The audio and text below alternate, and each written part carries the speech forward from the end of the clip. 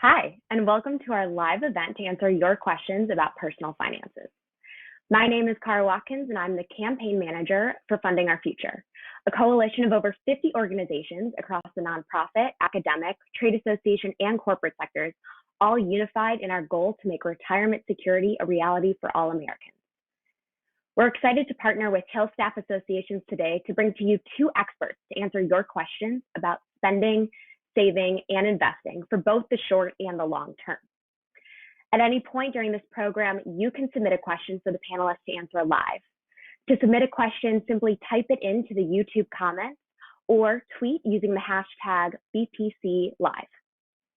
With that, let me turn it over to our moderator and coalition partner, Karen Biddle-Andre. She is the Director of Policy and Market Solutions and the Project Director of the Retirement Savings Initiative.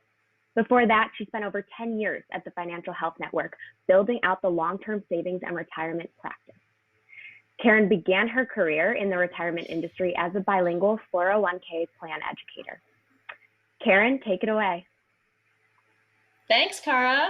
And thanks to our friends at Bipartisan Policy Center for the invitation. This is a lot of fun and a nice departure, actually, for me. As Cara said, I spend all day, every day, thinking about the policy and market solutions that can help Americans improve their household financial position and navigate the headwinds of income volatility and emergency savings and debt, different forms of consumer debt, retirement savings. And so now I get to take off my policy hat and put back on the personal finance hat that I had on an undisclosed number of decades ago when I spent time in factories and break rooms helping workers understand what their 401k plan was all about and how they should think about best preparing for their future. The spoiler alert from those years is that I heard about a lot more than just retirement savings, because the sort of the dirty secret of American financial life is that it's all interconnected. So I'm hopeful that we'll be able to have a conversation today that touches on a lot of those topics and the way that different financial needs layer on each other. And I'm really excited about our two experts here today. What a treat. So let me go ahead and introduce our esteemed panelists. First, we have Rick Edelman, who's the founder of Edelman Financial Engines, which is ranked 3 times as the nation's #1 independent financial advisor by Barron's. Rick, if you're not aware, is an award-winning host of the longest running radio show on personal finance in the country, the producer of award-winning specials for public television, and a #1 New York Times bestselling author of, count them, 10 books on personal finance. So welcome, Rick. And this is nice because the tables are turned. One time you interviewed me on your show, and now I'm interviewing you. So welcome. Yeah, so I'm in dreadful fear of the payback. So it's good to be with you, Karen. Got to watch that karma. And welcome also to Michelle Singletary. You may know Michelle's name and her face. She writes the award-winning personal finance column, The Color of Money, syndicated by none other than Washington Post, many other newspapers nationwide. She has also written multiple personal finance books, including her latest, The 21-Day Financial Fast, Your Path to Financial Peace and Freedom. So welcome, Michelle. Nice to have you. Oh, have we have Michelle's audio? I missed that. Did anybody? I want to make sure we can hear Michelle. I'm here. Can you not hear me? We go. There we go. I can hear you now. Thank you. I can hear you. Great. Wonderful. So I have a question to kick us off, to get you guys talking. And this is a big one. It's a doozy of a question. What is the one piece of advice you wished you had either A, heard about, and or B, followed when you were in your 20s or 30s? So I'll kick it first to Michelle.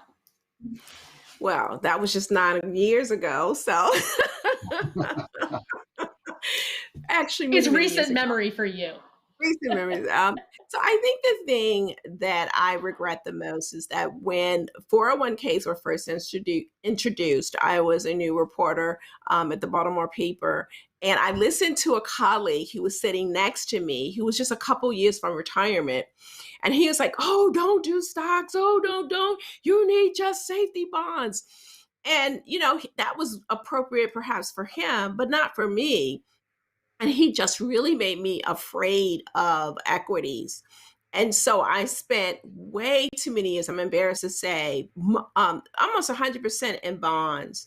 And I missed all the run ups. And it wasn't until I met with a financial planner that I realized how conservative I was. And she really kind of shook me by the shoulders and was like, girl, get out of all these bonds. And I'm very thankful to her because of that, because my 401k now is great, but I just regret that it could be even better had I really sought the advice of someone who would have looked at where I was at the time, as opposed to taking advice as to where they were. And I think that's what happens with a lot of people on their jobs. They listen to their colleagues, but what's appropriate for them is not appropriate for you necessarily, especially when you're just starting out. You can take more risk because you have more time. So I think that's my biggest regret at this point. I hope it's not keeping you up nights. And I also know you are not the only person to say that. Rick, what about you? What do you wish you had done or known when you were in your 20s? Well, the good news, Michelle, is that you only got it half wrong. So maybe you chose the wrong investments, and you're right, you did. You should have been in stocks, not bonds, in your 20s. But you were getting it right because you were saving. So many folks in their 20s and 30s aren't saving at all, and that's what I would say is the most important lesson: the power of time, the importance of compound growth, the knowledge that having 40 years of allowing money to grow in value from 20 to age 60, or now to age 70 plus, is what's vital. The average American does not begin to save in a 401k until age 37. We're squandering decades of growth, and we have to recognize the incredible power of this. That when you double the amount of time, you don't double the amount of wealth, you quadruple, quintuple the amount of wealth because of the power of compounding. So I would say that the answer you're getting here, Karen, is twofold. From Michelle, invest in equities, and from me, do it early and often. Okay, good perspective. Not all is lost, Rick. So before I pitch you one of the questions that's come in, I want to remind folks to go ahead and submit any questions they have. This is really an unprecedented opportunity to have two personal finance experts like Rick and Michelle. So go ahead and submit your questions in the live chat, or you can be on the Twitter, as they say, with hashtag BPC Live.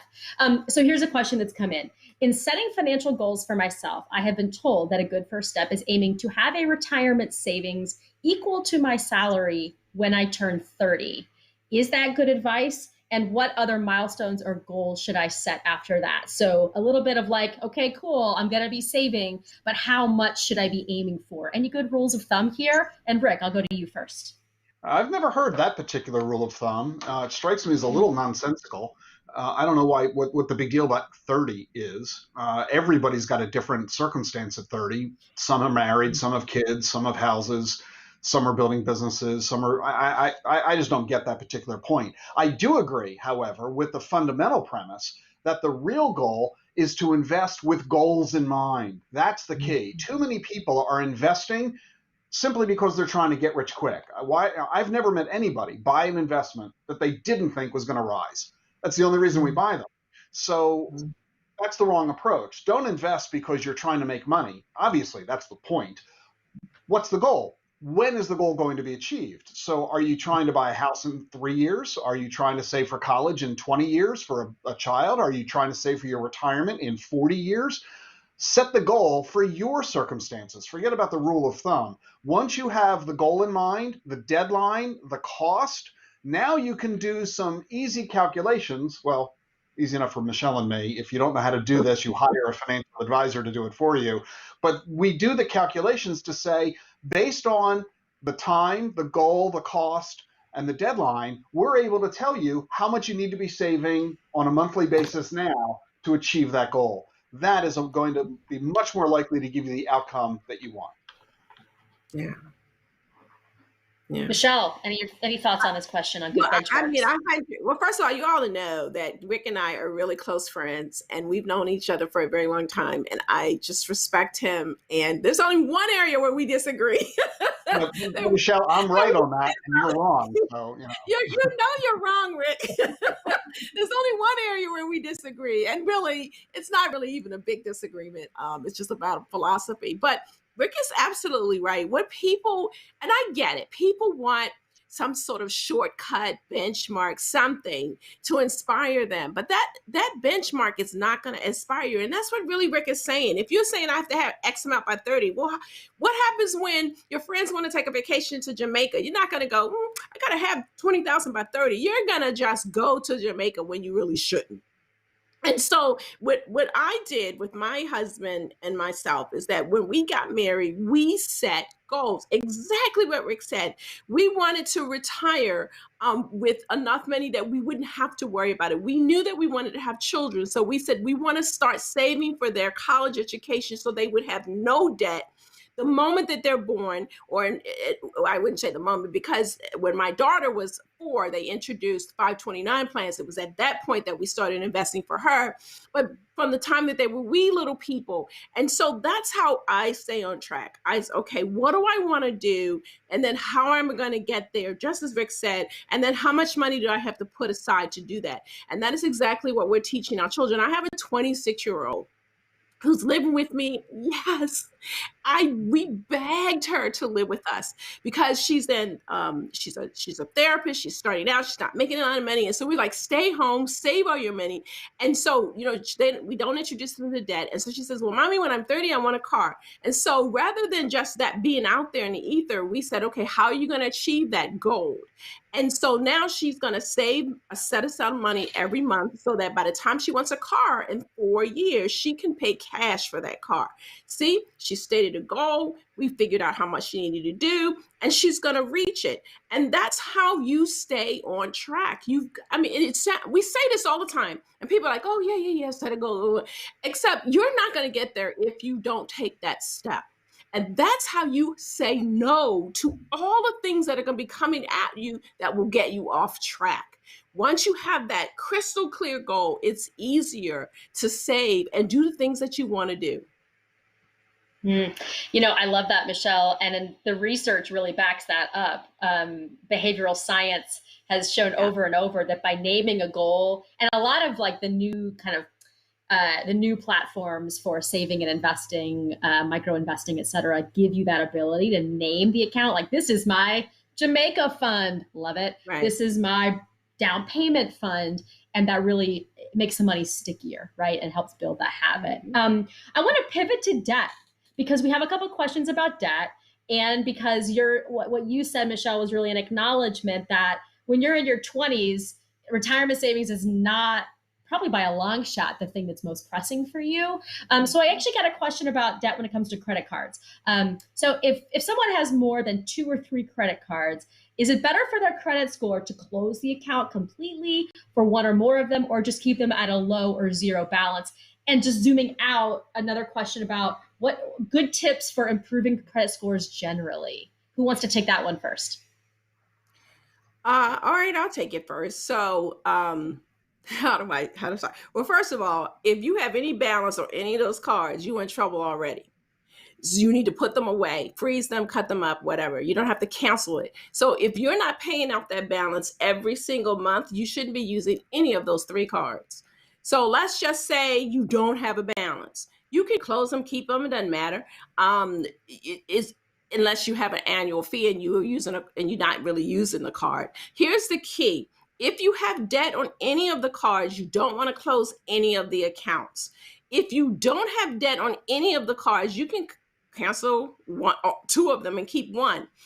The thing is that you don't want to cancel while you have debt outstanding. It has this whole algorithm of why that matters, but don't worry about that because you're not going to remember it. Just know, got debt on any cards, don't close. But once you pay them all off, you can close whatever card you want. You may see a tiny dip in your credit score, but it'll jump right back up. The key to having the best credit, and this is so simple and people want to make it complicated, is the 2 top things that will get you a good credit score. to pay your bills on time all the time, and to keep your debts to zero or very little. You don't want to carry any debt on any of the cards. That actually works against you. And I know you probably heard, oh, you need to keep a little bit. That is not true. And this is coming from someone who has a perfect 850 credit score on several different credit models. So it's not just one fluke. And I've had it for a couple of years. And you know how? Pay my bills on time all the time. And even the cards that I have, I only use less than 10% of the available credit limit, both from month to month, because I pay mine off every month. And that's how you get a perfect score. It's really as simple as that. And if you're going to close a card, if you're going to close the account, make sure that the account on your credit record is notated that the account was closed at the request of the customer. This way, the other creditors, when they're checking you out, like when you're trying to buy a car, get a loan, or what have you, they'll realize that a creditor didn't shut down the card on you because you're a bad credit risk. It was done at your request. Yeah. That's right. And you don't want to close it if you're about to get a line of credit. Like if you're applying for a car loan or house, you want to not muck with anything. After that's over, you can close whatever you want. But let me mention one thing about the conversation of credit and debt. We find that there is often a preoccupation among consumers with this issue of credit and debt. How do I manipulate my credit cards? How do I minimize my interest rates and fees? How do I play the game of shifting balances from one to another, blah, blah, blah. Nobody gets rich by lowering their debt. You get rich by accumulating wealth, by saving money. And if you would devote as much effort to saving money as you do to playing with your money in the form of debt manipulation, you'll do yourself a whole lot better good. So it's not about debt. It's about creating wealth. That's where your energy should be. So let me pick up on that thread. And let me talk about, or ask a question about student loan debt for a second, right? I'm thinking about average age of Hill staff. A lot of folks probably still carrying a decent amount of student loan debt. I mean, I'm 41 and I'm almost done with grad school student loan debt. So it's a long tail, right? And I want to talk about how do you balance the emotional load of having a debt load of that amount, right? With knowing in your head that you also need to be building the emergency savings fund. You need to be obviously paying your bills on time, to Michelle's point. You need to be taking advantage of the compound interest over time and be putting money into your retirement savings. How do you guys think about advising people who are trying to balance student loan debt repayment with retirement savings, with emergency savings? How do you advise people on balancing those different and potentially competing financial needs? Rick, I'll go to you first. You're in the situation you're in because of decisions you've made in your past. You chose to go to that college and to spend that amount of money on that rate of tuition and total expenses, and you're now living the life you're living economically because of decisions you've made historically.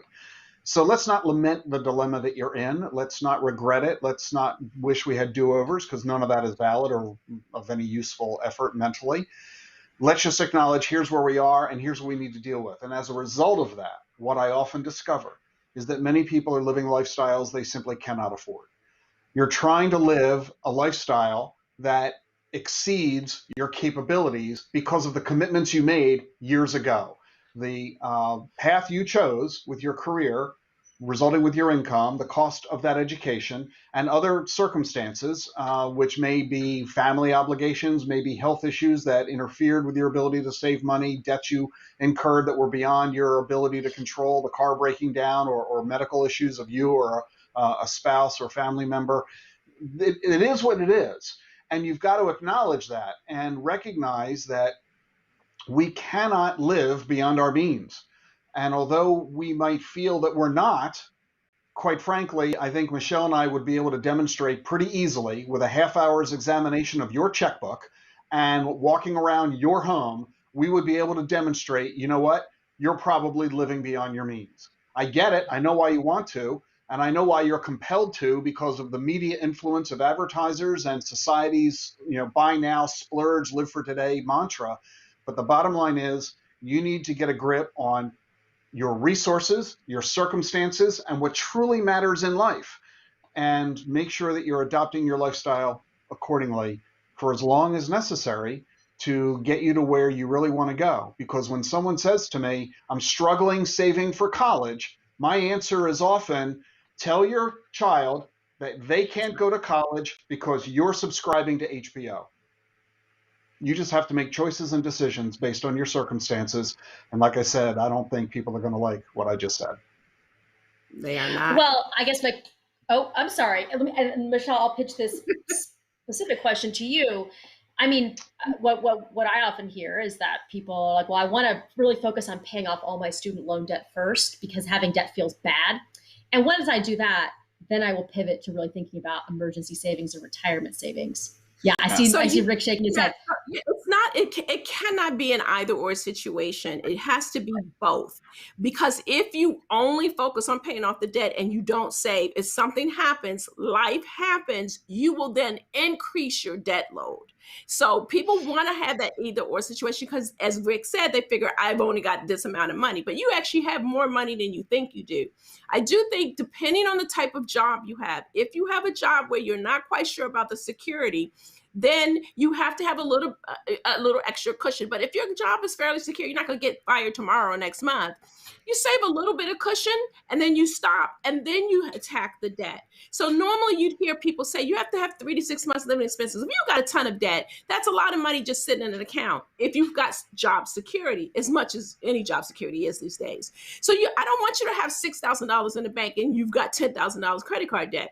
I want you to have $1,000 in the bank or maybe $2,000 debt and take the rest of that and get rid of the credit card debt. If you have a lot of student loans, I'm going to want you to have 3 or 4 or 5 roommates or live with your parents until you get rid of that student loan debt. If you work for a company that provides a match for your retirement, I want you to put in enough to get the match. If you work for the government, put in enough to get the match for your TSP. Stop. Use the rest of your money to get rid of the debt. If you're, starting in your career, because as Rick pointed out, you've got decades to save for retirement.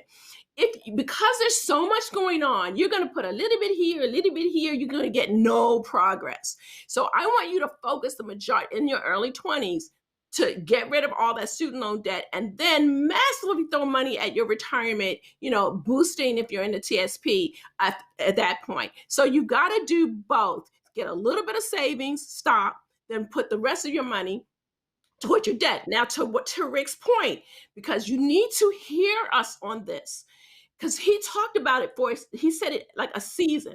So that means you are not going to be taking no vacation. You are not going to be shopping and having a certain kind of handbag. You're not going to be doing all of these things. You don't need a streaming service. Go over to your friend's house.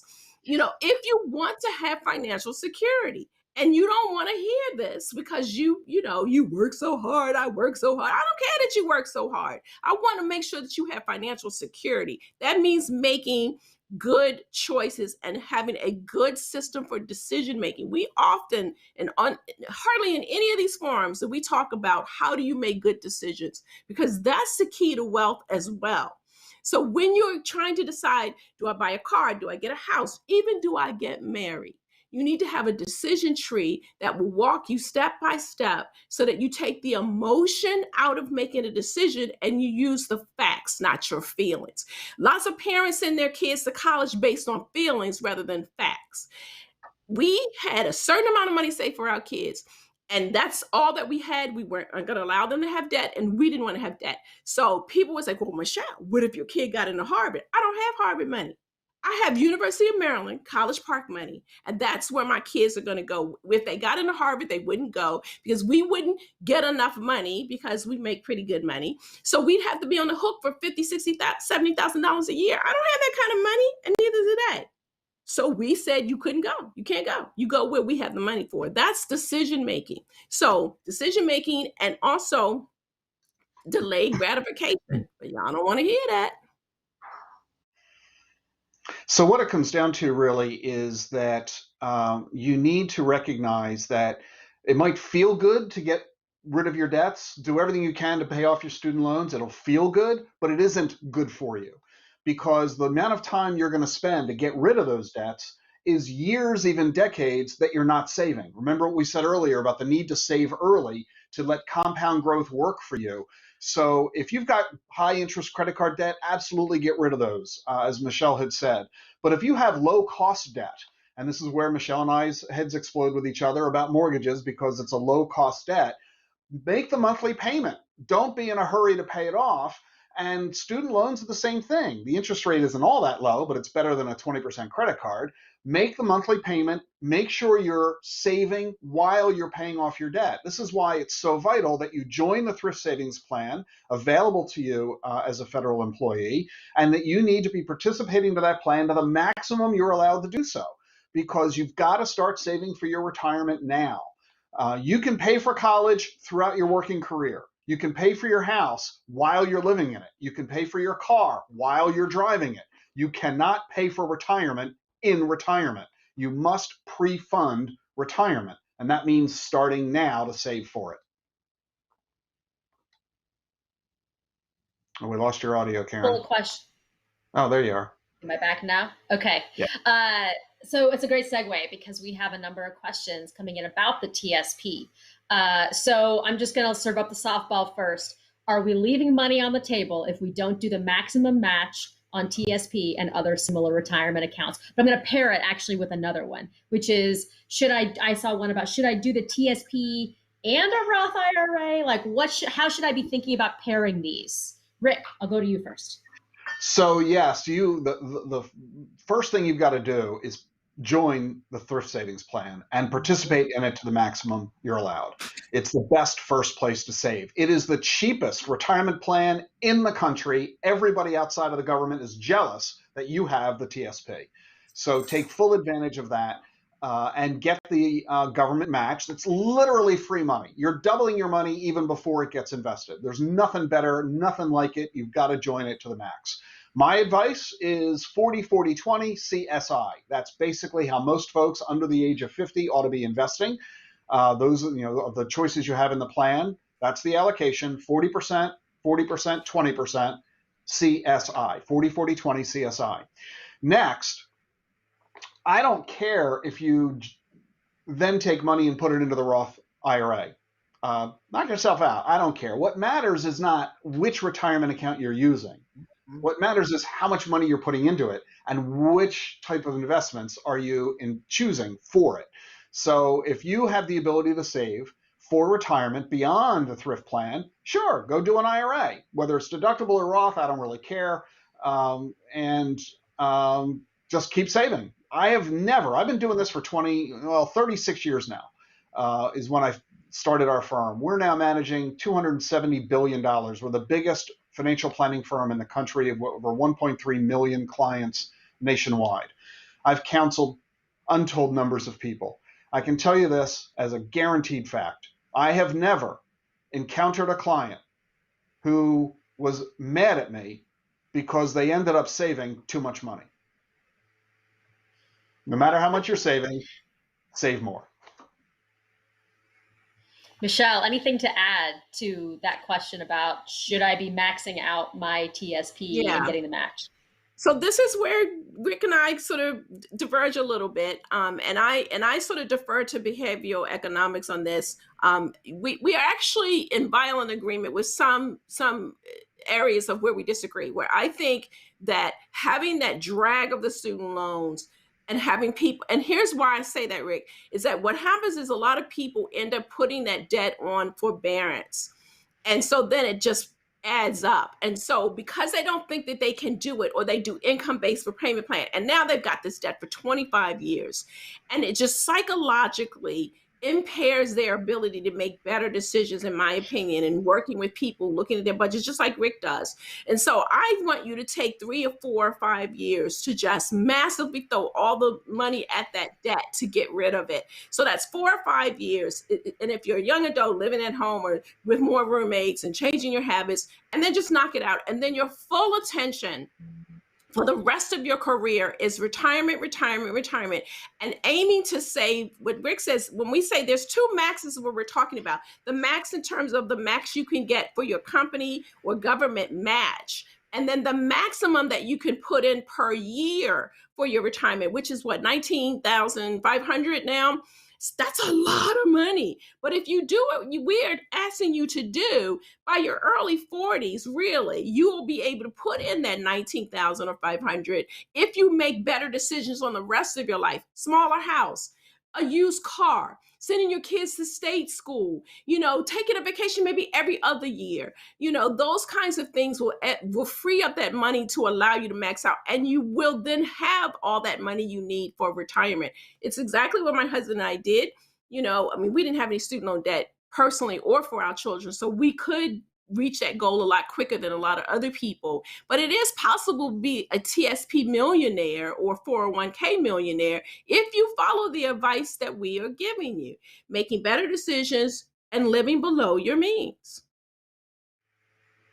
Let me add one thing, because as you noted, there's a subtle policy differential between Michelle and me. So how do you choose whose advice you should follow? Here's the easy answer. And no, Michelle, I'm not going to say I'm right, you're wrong. Here's the easy answer. If some of you will do what I'm telling you to do, some of you will do what Michelle is telling you to do, and both groups are going to laugh at the person who did none of the above. There's more than one way to achieve wealth. There's more than one way to succeed financially. That's okay. That's why some people invest in real estate, other people invest in the stock market. There's more than one way to do this. The key is to do something, is to make sure that whatever path you're taking, it's a positive path aimed at your future, as opposed to doing nothing, putting it off, procrastination, denial. That is what's going to get you into long-term trouble. That's true. That's a good point. I'll just also weigh in here. Maybe I'm a middle path, but I would suggest on the student loan front, go ahead and make sure you understand all the different tranches of loans you likely have. You probably don't just have one interest rate. You probably have tranches of debt at multiple interest rates. And it may be that you want to cherry pick a few of those higher interest rate ones to pay off first while you're saving for retirement. And then you can slow down to those sort of like minimum monthly payments on the lower ones. So there may be a middle path available to you. I may be speaking from personal experience. Also, double state school grad here, very much endorsing Michelle's strategy. Okay, so let's pivot to some retail investing questions. So folks had questions, of course, about the TSP, which I think you've answered, which is like hearty endorsement of max out the match at least, if not go as high as you can to maxing out the annual contribution limit. Folks had questions about saving and investing outside of the 401k. So here's one. How would you recommend starting investing? Buying individual stocks or looking into ETFs and mutual funds? And a related question, what considerations should I make when picking an online brokerage firm? Michelle, I'll pitch this one to you first. So I'm going to go back and co-sign what Rick said. First of all, what are you saving and investing for? If it's retirement, take advantage and invest within the TSP. Then you don't have to do anything outside of that because it's cheap money. It's a cheaper way to invest. If you're saving, say, for a car, we're talking outside of retirement. I save, my husband and I have retirement savings, and then we have non-retirement savings. We just do a low-cost index fund portfolio. So we have growth, we have mid-cap, we have small cap, and we use that money to buy the things that we want to buy with cash. So we keep our cars for 10, 15, 20 years.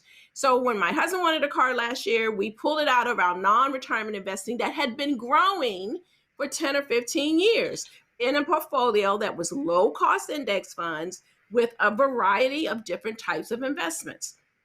For the children, we invested in 529 plans because we wanted to take advantage of the tax advantage of that. So you're asking the wrong question. You've got to step back and say, what am I investing for? And then you pick how you want to invest that money.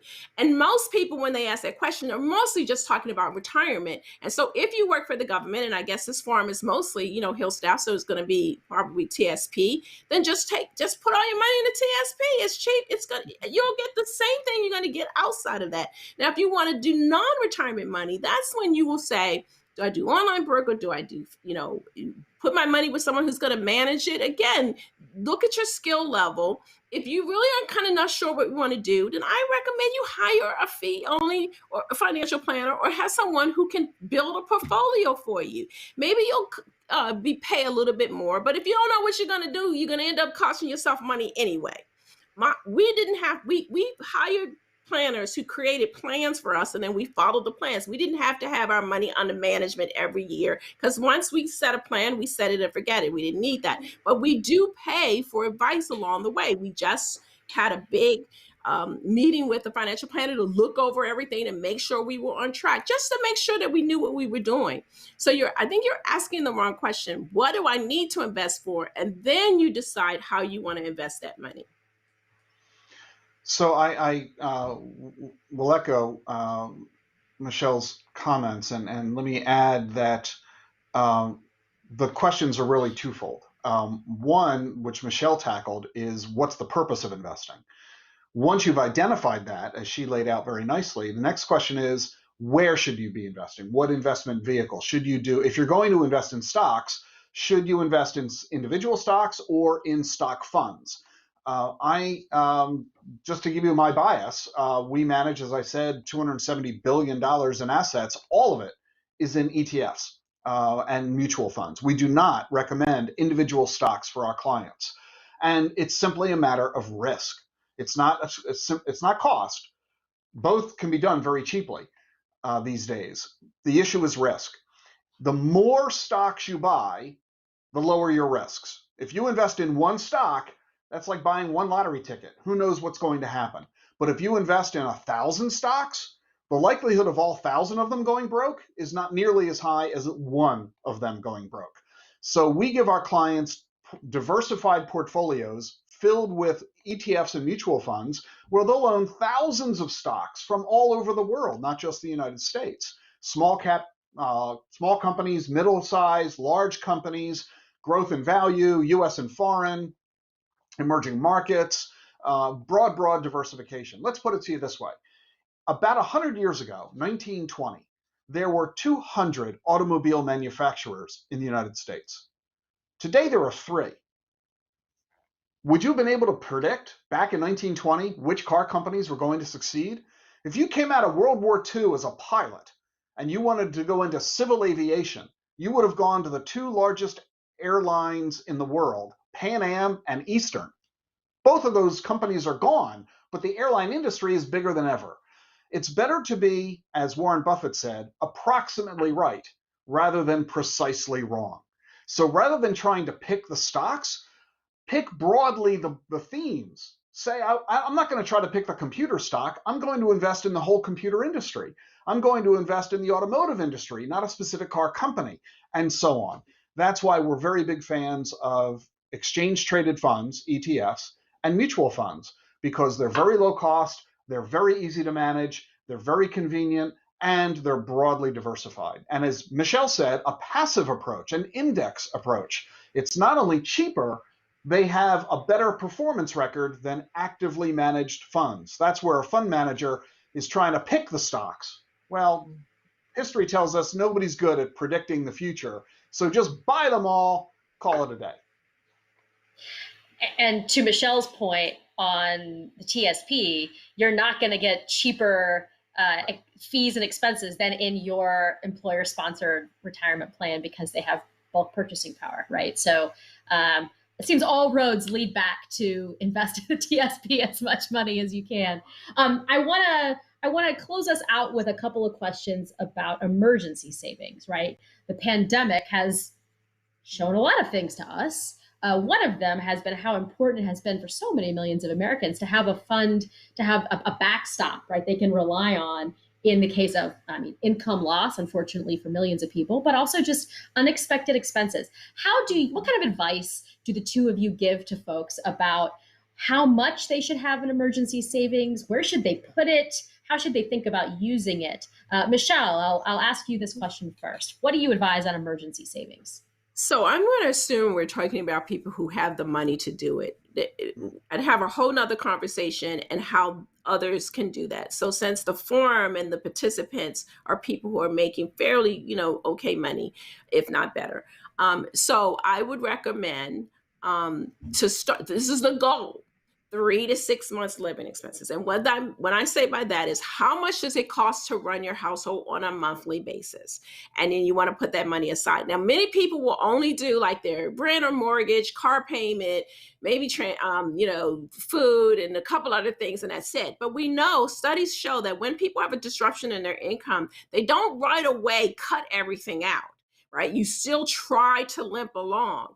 And so that's why I want you to put all the costs for the streaming services, everything that you just figure it out.